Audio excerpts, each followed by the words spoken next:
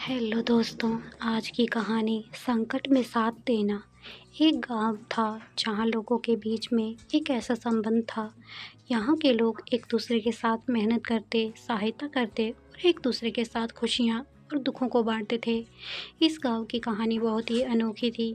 एक बार गांव में एक नया आदमी आया। उसका नाम योगी था। योगी बहुत ही निराशाजनक हालात में आया था।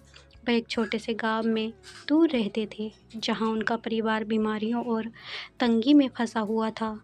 उन्होंने सोचा कि वह इस गांव में आकर नए जीवन को जीने की कोशिश करेंगे। योगी गांव में आकर एक आदर्श बनने के लिए प्रयास करने लगे।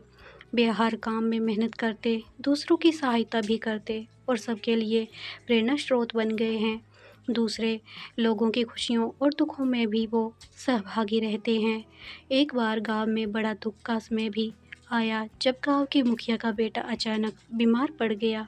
उसकी स्थिति गंभीर थी और उसके परिवार को इलाज के लिए पैसों की आवश्यकता थी। लेकिन गरीबी के कारण परिवार के पास इतना धनराशि नहीं थी।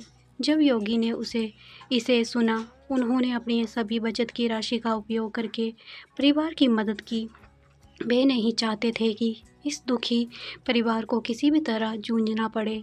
उन्होंने बचत की राशि के साथ साथ दूसरे गांव वालों को भी अपील की और उन्होंने भी उस परिवार की सहायता की। इस आपातकाल में गांव वालों ने एक बड़ी टीम बना ली। सभी ने मेहनत करके और अपने संगठन के साथ मिलकर इलाज के लिए पैसे इकट्ठे किए।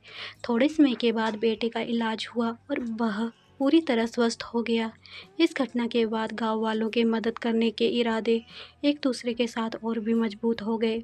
यह उनकी सद्भावना और नेकी और सामर्थ्य का परिणाम था। उन सभी ने समझा कि दूसरों की मदद करके ही हमारा असली लक्ष्य पूरा होता है।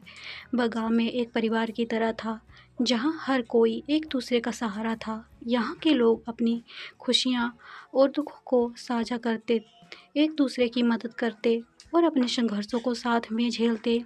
वे सब मिलकर इस दुनिया में एक सुंदर और समृद्ध जीवन जीने का तरीका सीख गए थे। अगर आपको हमारी कहानी पसंद आई हो तो कहानी को like, share, comment and subscribe करें। धन्यवाद। राधे राधे।